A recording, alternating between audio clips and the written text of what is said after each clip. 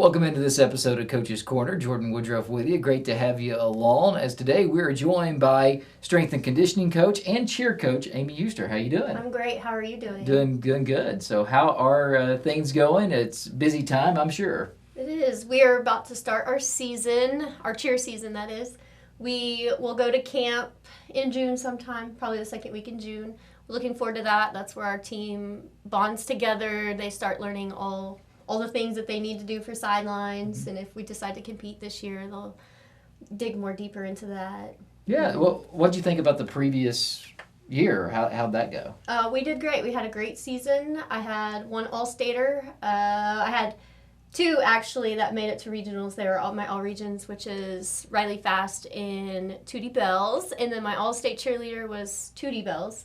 So big award to her. Big congratulations to her. She will do her All-State, I think it's in July, like the hottest part of July, I think. 2 straight years now with All-Staters, correct? Yes, correct. Yeah, so that's good. No, we had a year lapse. You had a year lapse, okay. A year lapse, yeah. But it's good. I know that's something important that you guys want to see is you'd like to have somebody every year make All-State. Oh, for sure. I like the determination that the girls have at the beginning of the year. They're like, this is the goal I want to set for myself, and just reaching each of those goals no matter what it is, whether it's a toe touch back tuck or standing back handspring or any back walkover, whatever skill they're trying to do, they set that goal and then they reach that expectation. What is when you get the All-State honor, what does that do, for that senior, for that girl that even if they don't want to go on to cheer, what does that do for them? I feel like that gives them a big confidence boost. Okay. And maybe hopefully that will progress them into going to cheer at collegiate, knowing that they've reached that honor. But it gives them something to know that it's a big honor, that I made that's literally the best in Oklahoma. And I made it, and they get the cool little blue and gold jacket. I think it's blue and gold, the All-State cheerleader, and they come together with all of the other All-Staters. I have my intern here with me, Bree. You're an All-State, aren't you? Softball? She's an All-State softballer. Yeah. So, yeah, it's just, I think it's a neat for them to be able to experience it. Yeah, and camp coming up, you talked about kind of the importance of that, and how many do you have out, and when does this thing officially start? Cheer, we're going to start in May, like in 2 weeks. We can have 2 weeks. I don't even remember the date today. Yeah. It's flying by so fast. I have a senior this year, so I'm like, oh, what day is it? So we start in May, and then we'll start maybe 3 days a week practice. Just start learning, incorporating skills, starting to learn some cheers, because learning football cheers is the hardest thing, because there's so many of them. And just to be able to perform at capacity whenever you're on Friday Night Lights. So it'll be fun to watch the girls become seasoned vets. I mean, there's so many other things. You got wrestling, you got basketball, there's so many other items throughout. But I mean, those Friday nights are just kind of those are the special ones. And it's crazy. It's crazy because that's how you start the year, right? Yeah, so, I mean, you got to be ready to go. Yeah. As soon as, really, I mean, if you have a scrimmage at home, for instance, you got to be ready to go pretty much the middle of August. Yeah.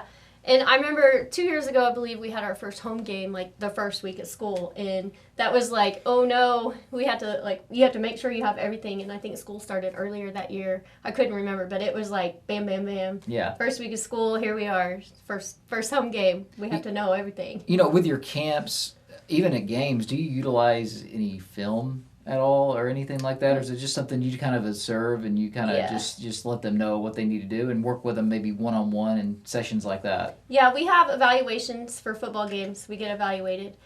And so they have to know, voice projection, motion technique, that type of thing. They have to know that. But as far as videoing, I don't video. I'll video some stunts on my phone, but I'm not a videoer. That's Miss Smith. She does a wonderful job at that. They do watch film. I know that because my daughter was a high stepper. But going through tape, we don't do that. But we go over, I do evaluate them while I'm up in the stands. I sit up so I can see everyone because I can't see on the track. So I sit up, and there's times where Coach Kelly and I would make, like, mental notes or, like, notes on our phone. We shared a thing that would be like, then we need to work on this cheer. We're not as strong in this cheers, and because there's a lot of cheers, and they're all almost exactly alike. So you're like, oh, I forgot that one, or I messed up it, So it's easy to do, but you don't want to because the crowd will get you. Yeah. If you mess up, the crowd will get you. Well, I think any athlete knows that. Your fellow students can be pretty harsh if you don't know what you're doing, can't they? All right, you mentioned the 18 girls. How many you have coming back from next year, and how many spots do you have maybe for the new girls that'll be coming in? Well, I'll have 3 seniors this year. So let's see, who are my seniors? Abby, Kamara, and Addie. Those are my 3 seniors. So we would like a squad of 20. Okay. So those are our numbers that we have searched for since Kelly and I took the program over. So yeah, 20. Like, how many would you be the most you would like? Like, does it maybe matter? So 20 is where you kind of want to cut it. Yeah, 20 is a sweet spot, and if we have more than that, then that gives us the ability to perform, like compete during game day or national competition in Dallas. You know, if you have more than 20, you have 2 squads, JV and varsity. And so that way you can take the alternates just in case somebody gets hurt, which happens in cheer. So eventually we're going to compete. That's our ultimate goal, for sure. All right, well, transition now, strength and conditioning. The one thing that always comes up, strength and conditioning, I mean, it's a full year thing because those kids can't lose anything going into the next year. And even for some of those seniors, a lot of times they'll come and stick around sometimes, especially if they're going to play. That's a breed us. Yeah, they're going to lift weights and they're going to do some stuff to kind of, maybe they're going to go on with a collegiate career or think that maybe they have a shot to walk on, do something somewhere. So Summer Pride. Yeah. That's always the big thing. You guys are planning for that. Yeah, Summer Pride, it will start in June, first week in June. I can't remember the date. I think it's maybe the 3rd. I can't remember. But we'll start that, and it's Monday through Thursday, and I think it runs from 8. I usually don't do the first session because I have cheer till 9, so I usually go from 9 to noon. So my last group will come in at noon to 1. But that is something that they work hard for, especially even the softballers. I know that they are in season during the summer. They start all their games, so they grind it out. They work hard. All my athletes do. Last year we had good numbers as Tano and I's first year as the strength coaches for, I hear about, and when you look at your Summer Pride, the dead period, do you guys have to honor the dead period like the other sports? So, I mean, is the weight room pretty much shut down at that time? We have to shut down. So nobody even gets lose our jobs. Right, nobody even gets in there, right? Not even the coaches. Yeah, so, I mean, it's a complete shutdown, and that's usually July, a week in July, right? I think it's the last week in June, maybe the first week in July. I think that 1 week that it is, Can't touch an athlete, can't make them work out, no practice, which is nice because that gives us a break. No, it gives everybody a break. I think everybody needs it. I just remember small town, it was one of those, where I grew up, it was one of those, hey, everybody has the key to the weight room, just go yourself. I know, there are still people that have a key to the weight room, they get in somehow, but but we try to follow all the rules because we don't want to get. Well, no, there's no doubt about that. But I was interested with that because I know all sports have to kind of take that back. But strength and conditioning sometimes can be a separate item. Yeah, they kind of work out on their own. And really, Summer Pride, it is about that pride. It's about them coming in. You have programs for them, but they're doing it on their own. Yeah, and Summer Pride is usually a little bit harder just because they're there and they need to work it. They need to grind. I mean, that gives you the grit and the determination to have a successful season.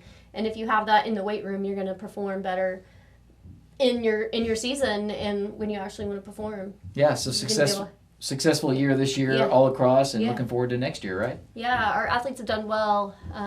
We do a lot of max, we do max every 12 weeks usually, but the girls and the boys both enjoy watching how much they've grown in those, 12 to 16 weeks. Yeah. So it's fun to watch because we're on our tail end of our max. So the in-season athletes the out-season athletes, they're ready. They're like, when are we going to max again? And I'm like, 2 weeks, school's almost out. And you also have the, athletes that are in track and field. Yeah.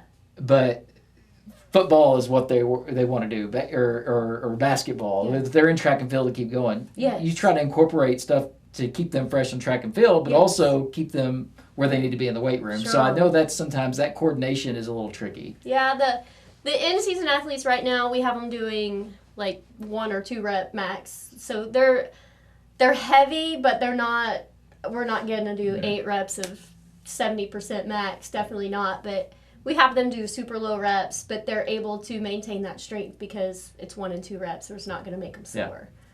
But they enjoy it. Well, you looking forward to summer? I am. I'm ready. You gonna get away at all? During the dead week? No, unfortunately, my daughter moves to Tennessee the day after my son graduates, so it's like that week is kind of crazy for me. That's your vacation. That's my vacation. I guess you can say that. So just trying to get my kids out, and if I find necessary to go, my daughter's 30 miles from Nashville, so maybe I'll go this summer. There's plenty to do in Nashville, trust me. Yeah, for sure. We call it Nash Vegas, but yeah. I don't know. I don't know where we'll go. Well, Vegas is a good term. Might do a stay vacation. Because Nashville's like the biggest place for bachelorette parties in the world now, too. I hear that. And if you ever go, you will see it. They'll all be on those pedal taverns.